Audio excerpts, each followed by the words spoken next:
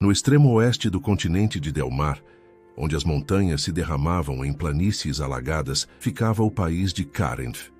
Suas cidades eram erguidas em pedra escura e madeira escurecida pela fumaça, e o vento que soprava do mar trazia, junto com o sal, um hábito enraizado há gerações: o comércio de corpos. Não era um comércio assumido em praça pública, com bandeiras e placas. Era um sussurro constante, um rio subterrâneo que movia a economia de Carenth. Caravanas que atravessavam estradas secundárias, porões de barcos fechados, nomes apagados e substituídos por números. Foi nesse cenário que nasceu Elandra Voss, aos 26 anos, quando a nossa história começa. Elandra não era carentiana. Veio de longe, de uma faixa de terra chamada Serelun, um vale frio entre montanhas, onde as pessoas viviam em casas de pedra baixa, cuidando de rebanhos e pequenas plantações. Em Serelun não havia escravos, havia pobreza, dificuldades, invernos que esmagavam plantações inteiras, mas não correntes em torno dos pulsos. Ela crescera ouvindo o pai repetir: "Se somos pobres, mas ninguém manda no nosso corpo." A frase ficara gravada como tatuagem invisível. Quando completou 25 anos, Elandra já era conhecida entre os seus por ser teimosa e prática.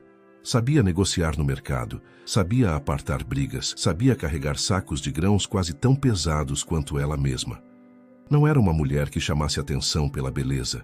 Chamava pelo olhar, firme e direto, que parecia pesar as intenções de quem falava com ela. Numa noite de outono, porém, algo quebrou a rotina de Serelun.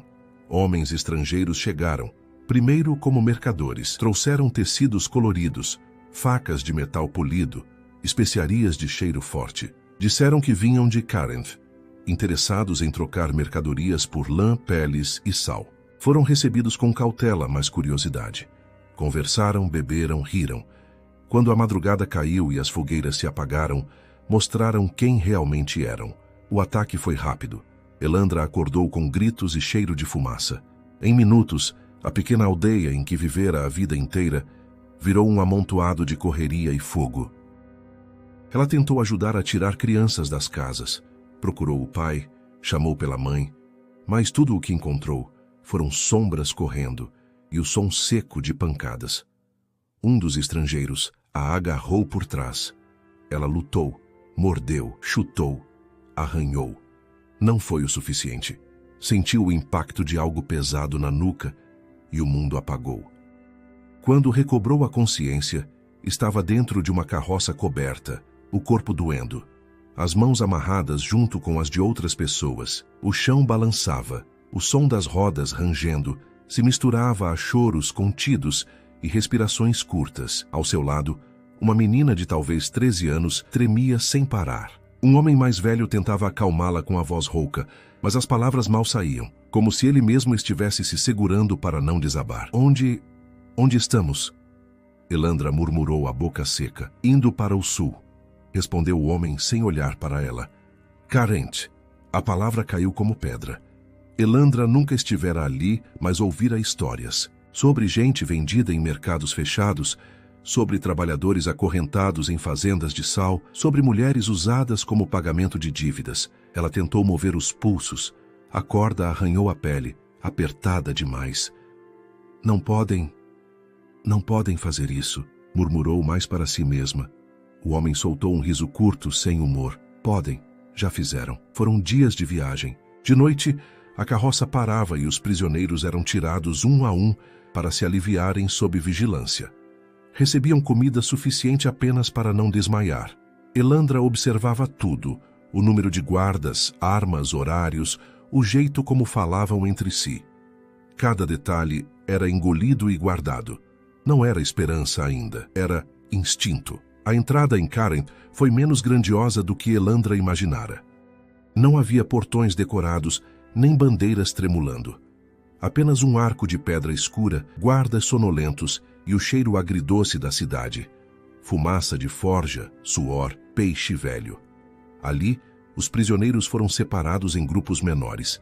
Uma marca de ferro, aquecida até ficar quase branca, era pressionada nas costas de cada um, na região do ombro. Quando chegou a vez de Elandra, 2 homens a seguraram pelos braços. O metal encostou na pele. O mundo se reduziu à dor. Ela mordeu o próprio lábio até sangrar, recusando-se a gritar. O cheiro de carne queimada subiu, nauseante. A marca deixada não era um desenho elaborado. Era um símbolo simples de 3 linhas cruzadas, o sinal de propriedade temporária de trabalho em Carenth. Quando a soltaram, ela caiu de joelhos. Não chorou. O choro viria depois, em silêncio. Naquela noite, sentada num canto úmido de um galpão, ela sentiu o corpo latejar inteiro. Cada movimento fazia a pele recém-queimada arder. A menina de 13 anos estava encolhida a poucos passos, com o mesmo símbolo brilhando, vermelho, nas costas. Elandra a observou por alguns instantes. Qual o teu nome? Já perguntou a voz baixa. Liora, respondeu a menina sem erguer o rosto. Liora, escuta. Elandra respirou fundo. Isso aqui não é tudo que a gente é. É o que fizeram com a gente, não o que somos. Mas agora eles mandam na gente. Elandra olhou para as próprias mãos marcadas de cordas, para os joelhos sujos de terra, para as costas queimando. Podem mandar no que a gente faz. Ainda não aprenderam a mandar no que a gente decide aqui dentro. Ela tocou o próprio peito acima do coração, enquanto diziam que com a marca ela agora pertencia a Carenth. Algo dentro dela começou a se levantar, devagar. Não era um plano de fuga ainda, nem um sonho de vingança. Era um não que se formava em silêncio, um recuso quase físico de aceitar que toda a sua história tivesse sido cortada ali, naquela noite, por uma barra de ferro em brasa. Nos dias seguintes, Elandra foi vendida como mão de obra para a casa de um comerciante influente da capital de Carenth, na cidade de Hovalen. Não para trabalhar nos salões, onde servos mais antigos serviam vinhos em taças e refeições ordenadas. Ela foi encaminhada para o subterrâneo. Cozinha, despensa, lavagem de chão. Lugar onde ninguém olhava 2 vezes. Enquanto esfregava o piso de pedra, ajoelhada, as costas latejando, ela repetia mentalmente as palavras do pai. Somos pobres, mas ninguém manda no nosso corpo.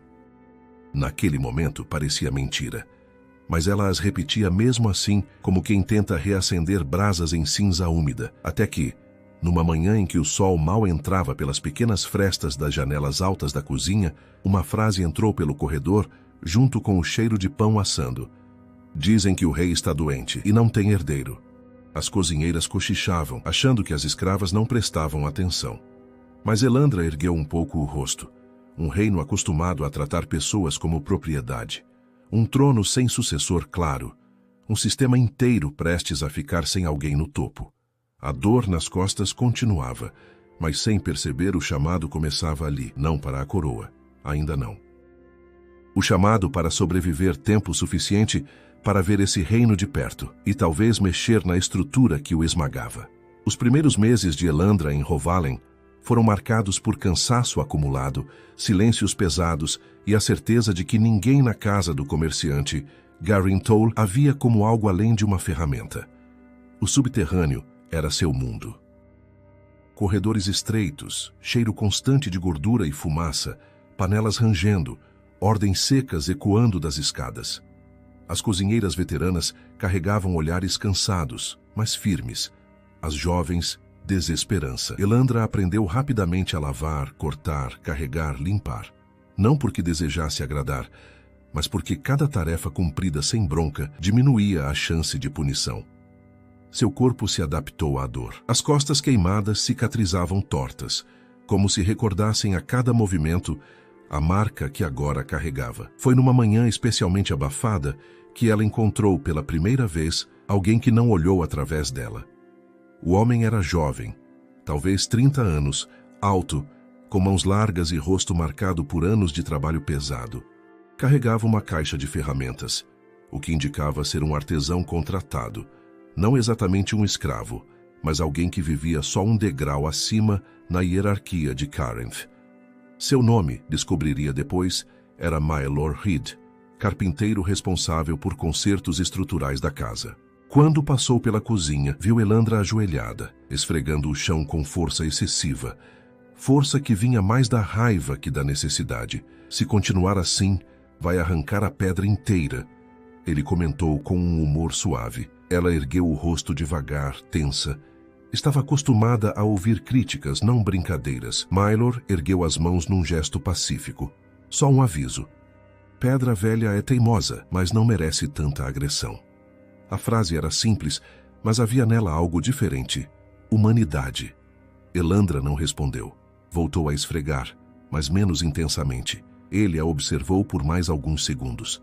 Não como se estudasse um objeto, mas como quem tenta decifrar um cansaço familiar. Qual seu nome? Elandra hesitou. Em Carenth, nomes eram retirados, trocados, achatados. Catum Elandra.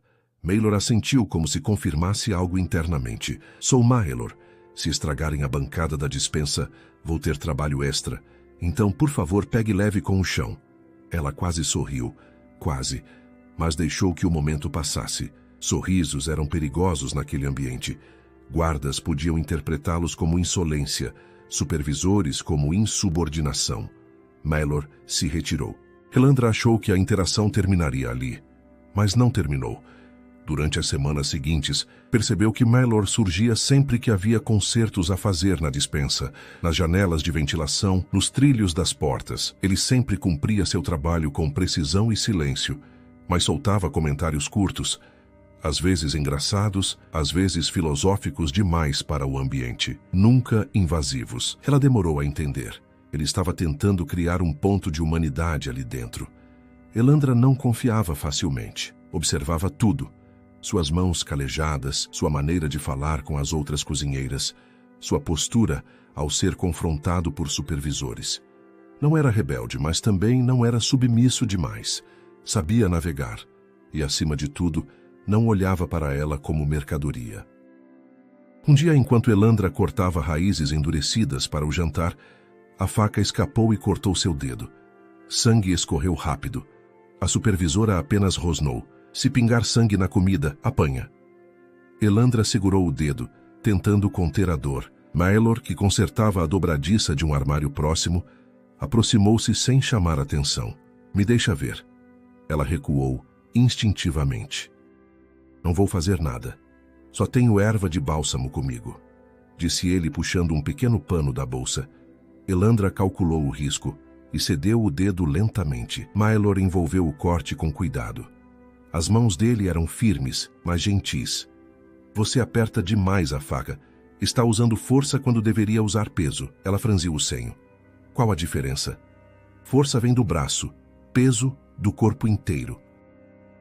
Menos risco de se cortar, quer ver? Ele pegou uma raiz semelhante e demonstrou o movimento, fluido, eficiente. Elandra repetiu. Funcionou. Foi a primeira vez, desde sua captura, que alguém lhe ensinou algo sem exigir nada em troca. Aos poucos, pequenos gestos construíram algo silencioso entre eles. Quando a cozinha ficava cheia de fumaça, Maelor abria janelas antes que os guardas mandassem escravas fazê-lo. Quando Elandra tinha dificuldade com algum peso, ele sugeria técnicas para carregar sem ferir as costas. Quando uma tempestade inundou parte do subterrâneo, ele ajudou servos a escoar a água, embora não fosse sua função. Elandra observava tudo e notava como, apesar de não ser escravo, Maelor também carregava cicatrizes. Um braço que parecia já ter sido quebrado, um andar levemente torto, uma expressão que às vezes endurecia ao ver injustiças, como se lembrasse de algo que tentava esquecer. Eles eram diferentes, mas feitos da mesma matéria, pessoas esmagadas pelos sistemas de Carenth, ainda que em níveis distintos. O momento decisivo da Aliança Proibida começou numa noite em que Elandra decidiu subir, pela primeira vez, até o pátio da casa para buscar lenha. Havia guardas, mas menos do que no subterrâneo. O ar fresco bateu em seu rosto e ela quase chorou ao sentir vento limpo depois de tantos meses. Enquanto carregava os troncos, ouviu vozes masculinas conversando no canto do pátio. Guardas. Ela ficou parada atrás de um pilar de pedra ao ouvir seu próprio nome. Aquela escrava nova, a de Serelun, o comerciante disse que vale boa quantia se for vendida para o sul. Pena que está marcada para a casa. Mas se ela quebrar uma regra... Eles riram. Elandra sentiu o estômago virar, não de medo apenas, mas de raiva pura. Ela se virou para descer, mas esbarrou em alguém. Era Maelor. Ele percebeu na hora o estado dela. O que aconteceu? Nada. Elandra. Usou o nome devagar, com intenção. Alguém te machucou? Ela inspirou fundo, o coração acelerado. Não precisam me machucar. Basta decidirem que eu quebrei uma regra e sou vendida. É assim que funciona aqui. Maelor ficou imóvel por um longo tempo, tenso. Você não pode continuar sozinha nisso. Jason, não tenho escolha. Ele se aproximou um passo sem tocar nela. Tem, sim. Ela ergueu os olhos desconfiada, cansada, quebrada. Maelor então disse a frase que mudaria tudo. Se você decidir sobreviver, eu decido com você. Elandra sentiu algo se partir.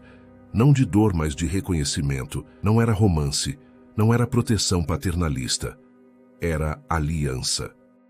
Um pacto que nascia não da piedade, mas do entendimento profundo de duas pessoas que carregavam marcas diferentes, mas igualmente dolorosas. O tipo de aliança proibida que não deveria existir num lugar como Carinth. Justamente por isso, era tão perigosa e tão necessária. A aliança entre Elandra e Maelor não tinha cerimônia nem promessas sussurradas. Era feita de olhares rápidos, de mãos que se aproximavam para dividir tarefas, de silêncios compartilhados nos intervalos escassos. Mas quanto mais se aproximavam, mais perigoso ficava. Em Carinth, vínculos entre escravos e trabalhadores livres eram proibidos não por moralidade, mas por lógica de poder. Laços criavam lealdades, e lealdades geravam resistências. Elandra, mesmo cautelosa, começou a depender da presença de Maelor. Sua vida tinha se tornado mais do que uma sequência de ordens e dor. Havia momentos, pequenos, mas reais, em que ela respirava. No entanto, Maelor carregava algo que nunca mencionara. Algo que cedo ou tarde teria que vir à tona. A descoberta começou com uma tempestade. Naquela noite, a casa inteira foi tomada por rajadas de vento e trovões que sacudiam até as janelas reforçadas. A cozinha alagava, a fumaça da fogueira se acumulava e escravas corriam de um lado a outro, tentando salvar panelas e mantimentos. Elandra estava ajoelhada, drenando água com baldes, quando viu Maelor atravessar o corredor, apoiando-se na parede como se tivesse sido golpeado. Ela soltou o balde e correu até ele. Maelor! O carpinteiro estava pálido, a respiração curta. Ao tentar falar, falhou. Uma dor profunda o fez curvar-se. Elandra o segurou pelos braços, guiando-o até um canto seguro, longe dos guardas. O que houve? Você se feriu? Ele tentou responder, mas sua voz saiu fraca. Estou bem, mas não estava. Elandra viu o tremor involuntário das mãos, o suor frio na têmpora, a rigidez no maxilar. Conhecia aquele tipo de dor, dor antiga, escondida, que volta sem aviso. Onde dói? Nas costas. Ela hesitou, mas não havia tempo para pudores. A tempestade abafava qualquer ruído, e os guardas estavam ocupados demais. Vira de lado. Com dificuldade, Maelor virou-se. Elandra ergueu a camisa dele, e o ar sumiu do seu peito. As costas de Maelor eram um mapa de cicatrizes. Não cicatrizes comuns, mas linhas profundas, paralelas, como as feitas por chicotes grossos, antigas, mas ainda visíveis. Algumas mal cicatrizadas, como se tivessem sido reabertas recentemente. Elandra sentiu o coração bater forte. Quem fez isso? Maelor desviou o olhar. Ela insistiu. Isso não é de trabalho. Isso foi punição. Silêncio. Finalmente ele murmurou. Eu não nasci livre. Elandra recuou um passo sem perceber. O mundo pareceu alterar de peso. Você era escravo? Maelor assentiu. Fui comprado quando tinha 11 anos. Trabalhei em minas de sal. Depois em uma fazenda no sul. Escapei aos 20. Escapou? Fugi de noite, durante uma tempestade como esta. Me escondi em carroças. Subi montanhas, caminhei semanas. Quando finalmente cheguei a Rovalém, menti minha origem. Aprendi carpintaria com um velho artesão que me deu abrigo. Ele respirou fundo. Aqui, todos olham para mim e veem um trabalhador livre. Mas não sou livre de verdade. Se descobrirem minha marca, volto para as correntes. Elandra sentiu a garganta fechar. Jamais imaginara que Maelor carregava não apenas dor, mas risco constante de ser caçado. Você tem marca? Ela perguntou quase sem voz. Ele se virou um pouco mais, revelando a lateral das costelas. Ali estava o símbolo de propriedade permanente. Não tinha sido removido, apenas coberto por anos de trabalho duro e pela coragem de existir. Elandra tocou o próprio ombro, onde a marca de ferro de Carent queimara meses antes. Os dois traziam o mesmo estigma, embora um tivesse sido forjado na infância e o outro na vida adulta. Uma conexão profunda se formou ali, na tempestade, nos becos da casa de Garin Thole. Maelor disse, é por isso que evito guardas, é por isso que nunca fico muito tempo no mesmo lugar. Se alguém me reconhecer, acaba. Elandra respirou fundo, a dor nas costas reacendendo como se respondesse ao sofrimento dele. Por que não me contou? Porque você já tinha dor demais. Era verdade, e ainda assim, ouvido ali, doeu. Ela se ajoelhou diante dele. Você confiou em mim agora, então vou confiar em você também. Elandra então fez algo que não faria por ninguém ali dentro. Levantou sua própria camisa e mostrou a marca cruel de sua escravização. Maelor desviou o olhar por respeito, mas quando voltou a encará-la, havia em seus olhos algo entre dor e reverência. Não somos o que nos fizeram. Não, ela respondeu. Mas somos o que decidimos fazer com isso. Elandra sentou-se ao lado dele enquanto a tempestade continuava a rugir lá fora. Pela primeira vez desde Serelum, sentiu que não estava sozinha dentro do pesadelo. Nos dias seguintes, a relação entre os dois mudou. Não houve declarações, não houve toque indevido, mas havia agora uma verdade compartilhada. E isso, em Carent, era perigoso demais. Elandra começou a perceber detalhes de Maelor que antes passavam despercebidos.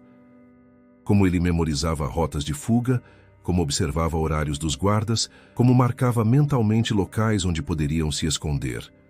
Maelor, por sua vez, percebia a astúcia natural dela, sua capacidade de ouvir conversas sem chamar atenção, de perceber humores dos superiores, de antever punições antes que elas viessem.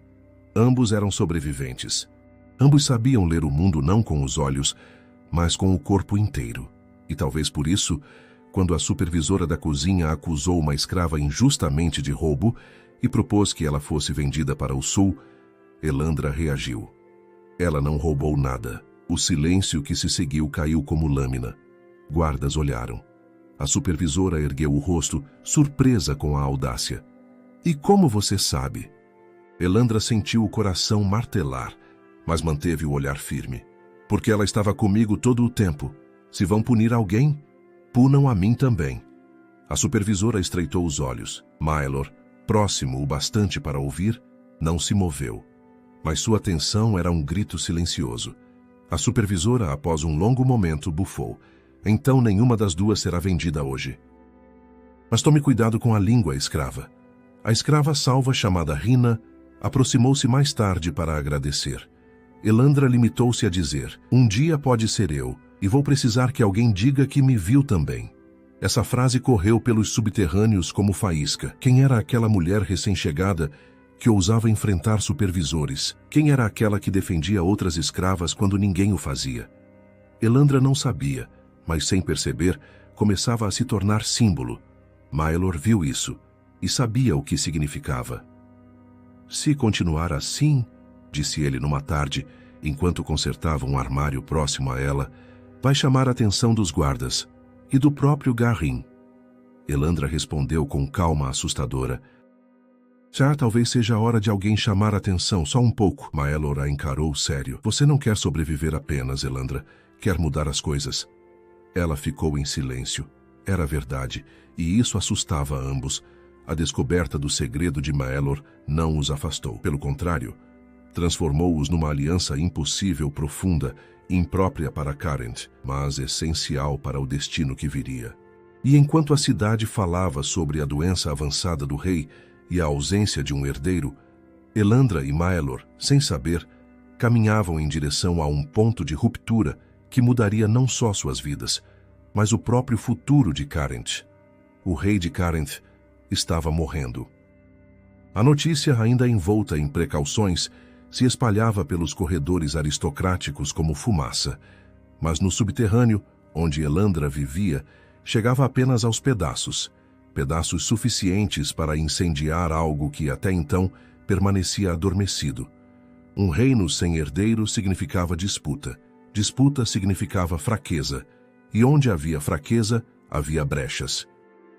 Elandra sentia essa brecha como quem sente uma porta antiga cedendo sob pressão acumulada. A convivência com Maelor e o segredo compartilhado entre ambos começava a irradiar efeitos no subterrâneo. Rina, a escrava que Elandra havia defendido, passou a observá-la com admiração cautelosa. Outras mulheres também percebiam. A recém-chegada de Serelun tinha algo diferente. Não era força física, era firmeza na postura, uma recusa silenciosa em aceitar o que acontecia. Mas foi um episódio específico que desencadeou a verdadeira provação coletiva. Numa tarde abafada, enquanto Elandra lavava caldeirões, um grito ecoou vindo do corredor. 2 escravas arrastavam um rapaz de talvez 17 anos, Deren, um dos trabalhadores mais jovens da casa. Ele sangrava pelo nariz e mancava, o rosto marcado por um corte fresco. "O que houve?" Elandra perguntou, aproximando-se. "Pegaram ele falando com uma moça da costura", disse Rina, trêmula de indignação. "Acharam que era romance. Romance proibido." O guarda que o espancara surgia logo atrás, mastigando arrogância. "Esta casa não tolera distrações", rosnou. "Ele vai aprender hoje." Os olhos dele recaíram sobre Elandra. Ela reconheceu o perigo imediato, mas também reconheceu o momento. Foi ali que Maelor entrou no corredor, vindo da oficina interna. Ele avaliou a cena num segundo. A ameaça era clara. O impulso inicial, protegê-la, acendeu nos seus olhos, mas ele conteve o passo. Naquele ambiente, uma intervenção direta de um artesão poderia resultar em sua execução. Elandra percebeu, assim como percebeu que ninguém se movia. O subterrâneo inteiro assistia com medo, impotência e um tipo de raiva que começava a encontrar forma. Ela avançou um passo. "Ele é só um menino." As escravas atrás dela congelaram. O guarda virou-se lentamente. "O que disse, escrava?" Elandra manteve a postura neutra, mas o olhar firme. "Ele trabalha todos os dias, sem descanso. Só pediu um momento de conversa. Não é motivo para quebrá-lo." O guarda sorriu. Um sorriso torto, cruel. "Que bonito!" A revolucionária de Serelun resolveu abrir a boca. Maelor cerrou os punhos. O guarda continuou. "Venha cá, então. Já que gosta de falar, vamos ver se continua falando depois." Elandra sabia o que aquilo significava. Seria espancada, talvez vendida. Uma punição, como exemplo. Ela sentiu o corpo tremer. Medo real, primário, mas uma força antiga dentro dela se ergueu. Antes que qualquer outra palavra fosse dita, algo inesperado aconteceu. Rina deu um passo para frente. Depois, outra mulher. Depois, um homem idoso do armazenamento. Depois, mais 3 cozinheiras. Elandra olhou ao redor surpresa. Eles não formavam uma multidão, mas eram mais do que um. A supervisora chegou irritada com a confusão. O guarda, vendo que sua autoridade era questionada, virou-se para ela. A escrava incitou desobediência. A casa exige punição. A supervisora, no entanto, percebeu algo que o guarda não viu. Os rostos ao redor não estavam apenas com medo, estavam com limite. E um limite ultrapassado demais era perigoso até para os patrões. Ela avaliou rapidamente. "Deixe o menino e volte ao seu posto." O guarda ficou estático, indignado. Ele desobedeceu. "E você também está prestes a desobedecer", respondeu ela seca. "O mestre não quer escândalos enquanto negociadores estrangeiros circulam na cidade. Volte." A palavra negociadores tinha peso. Até o guarda sabia. Ele bufou, empurrou o rapaz para o chão e saiu como fera contrariada. Maelor soltou o ar que nem percebera estar prendendo. Rina correu até Deren para ajudá-lo. Elandra ficou imóvel, o coração disparado, as mãos frias. O subterrâneo inteirou-se num silêncio estranho. Até que o velho do armazenamento disse com voz baixa, mas firme: "Se não fosse ela, ele estaria morto." Os olhares se voltaram para Elandra. Não com adoração, não com esperança ingênua, com reconhecimento e medo. Não dela, mas do que a coragem dela poderia atrair. Naquela noite, quando o turno terminou, Maelor puxou Elandra para um canto discreto perto das escadas da oficina. Você não pode fazer isso, murmurou, a voz tensa. Não desse jeito. Ele ia morrer. Eu sei. Ela ergueu o rosto. E se fosse você? Maylor fechou os olhos por um instante, vencido pela pergunta. Eu só não quero te perder. Elandra respirou fundo. Eu também não quero te perder, mas não dá mais para viver só reagindo ao que eles fazem. A gente precisa provocar algo também. Ele franziu o senho. Provocar o quê? Ela não respondeu imediatamente, mas suas palavras vieram baixas, como um sussurro que ela mesma tinha medo de dizer em voz alta. Consciência. Maylor passou a mão pelos cabelos, nervoso. Elandra, atenção demais mata. A atenção deles, a nossa salva. Os dias seguintes mostraram que Elandra estava certa. Pequenas coisas começaram a mudar no subterrâneo. As escravas passaram a se organizar para evitar punições coletivas. Quando uma era acusada, outra testemunhava. Quando uma adoecia, dividiam tarefas para que não fosse considerada inútil. Quando guardas tentavam impor abusos, havia mais olhos observando. Isso não era revolta, mas era resistência invisível, a mais perigosa de todas, porque opera no silêncio. Elandra não buscara liderança, mas as pessoas começaram a buscá-la. Rina perguntava sua opinião. O velho do armazenamento a consultava sobre turnos. Darren, agora se recuperando, ajudava a vigiar movimentações suspeitas. Elandra não se sentia confortável, mas também não recuava. Ela compreendia pela primeira vez que sua dor não era só dela. Era parte de um sistema inteiro. A aprovação final desse ato chegou quando Garin Tolley, o dono da casa, finalmente desceu ao subterrâneo, coisa que não fazia havia meses. O silêncio se espalhou como doença. Ele analisou escravas e servos como quem avalia mercadorias. Parou diante de Elandra. Seus olhos estreitos como lâminas examinaram-na dos pés à cabeça. Você, a de Serelum. Ela manteve o olhar baixo, obediente. Disseram-me que é ousada. O coração dela bateu tão forte que parecia ecoar no chão. Garin inclinou o rosto. O reino está mudando. Talvez eu precise de escravos que entendam duas coisas, disciplina e influência. A palavra influência deixou o corredor inteiro gelado. Ele continuou. Dizem que o rei morrerá em breve. Quando isso acontecer, Carent precisará de braços fortes e cabeças práticas. Tenho usos para mulheres com iniciativa. Elandra manteve-se imóvel, mas dentro dela, algo acendeu. Uma fagulha de pavor e oportunidade misturados. Quando Garin se afastou, Maelor aproximou-se apenas o suficiente para sussurrar. Ele te notou. Eu sei. Isso pode ser o fim. Elandra ergueu o rosto devagar, com coragem que não sabia de onde vinha. Ou o começo. A aprovação coletiva estava apenas começando. A morte do rei ocorreu num amanhecer silencioso, sem trombetas. Em poucas horas, Carent mergulhou em incerteza. Famílias influentes disputavam o futuro do trono. Soldados se reorganizavam. Boatos inundavam mercados, tavernas e corredores. A casa de Garin Toll, sempre obediente às marés políticas, tornou-se um centro de negociações discretas. Elandra, observadora como sempre fora, percebeu que os olhos antes voltados para punir escravos agora estavam atentos uns aos outros. Medo, ambição, vulnerabilidade. E no meio dessa vulnerabilidade, uma oportunidade. Garin, impressionado com a firmeza silenciosa dela, começou a levá-la às reuniões internas, não como convidada, mas para servir água, recolher mantos, organizar documentos. Mas Elandra escutava. E ao escutar, compreendeu algo devastador. Entre os possíveis sucessores, nenhum tinha apoio popular. Os trabalhadores livres temiam exploração maior. Escravas, punições mais duras, comerciantes, instabilidade. O reino estava à beira de ruptura. Elandra sabia o que isso significava para ela e para todos no subterrâneo. Caos sempre esmagava os mais fracos. Certa noite, Maelor aproximou-se dela enquanto ela recolhia mantos da sala onde dois conselheiros discutiam a sucessão. O que você está pensando? Ele perguntou baixo.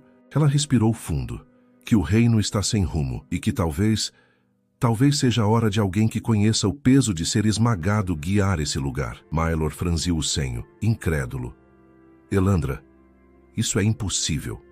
O impossível é continuar do jeito que está. Ele a observou, percebendo algo que jamais imaginara. Não era ambição. Não era desejo de poder. Era senso de responsabilidade, o mais perigoso de todos. A ruptura veio quando, numa reunião ampliada, um dos conselheiros sugeriu trazer um herdeiro distante, um primo do rei, que vivia no exterior, para assumir o trono. Era uma decisão que manteria Caranth nas mesmas mãos de sempre. Foi então que Garin surpreendentemente falou: "E se considerássemos alguém do próprio povo?" Risos tomaram a sala. Deboche. Descrença. Mas Garin insistiu. Alguém que compreenda o sofrimento da base. Alguém capaz de evitar uma revolta. Elandra estava atrás dele, segurando uma bandeja. Sentiu a espinha gelar. Um dos conselheiros zombou. E quem seria esse mártir popular? Uma escrava? Garin olhou para trás, diretamente para ela. O silêncio caiu como lâmina. Elandra não sabia como respirar. Mylor, à distância, assistia imobilizado. Garin então disse: "Esta mulher, Elandra de Serelun." A sala explodiu em indignação. Mas não havia como desfazer o que fora dito, e o caos político exigia soluções desesperadas. Nos dias seguintes, negociações intensas ocorreram. Elandra foi interrogada, testada, avaliada. A revelação de sua marca quase inviabilizou tudo, até que conselheiros perceberam o óbvio. Ninguém seria mais capaz de pacificar um povo sofrido do que alguém que sofreu junto. Pouco a pouco, a ideia absurda transformou-se em estratégia. Em menos de um mês, Elandra, a escrava marcada, a mulher arrancada de Serelun, foi coroada rainha de Caranth. Não como vítima exposta, mas como símbolo de reestruturação. No dia da coroação, o povo lotou as ruas. Alguns incrédulos, outros esperançosos. Os subterrâneos, pela primeira vez, foram liberados para assistir. Mylor estava entre eles. Quando ela ergueu a coroa, pesada, fria, de um ouro que jamais pediu, seus olhos o encontraram. Elandra não sorriu, mas seu olhar dizia: "Eu cheguei." Nós chegamos. E assim nasceu seu legado, não o de uma rainha escolhida pelo sangue, mas pelo peso da vida. A mulher que foi escravizada e ainda assim governou para libertar.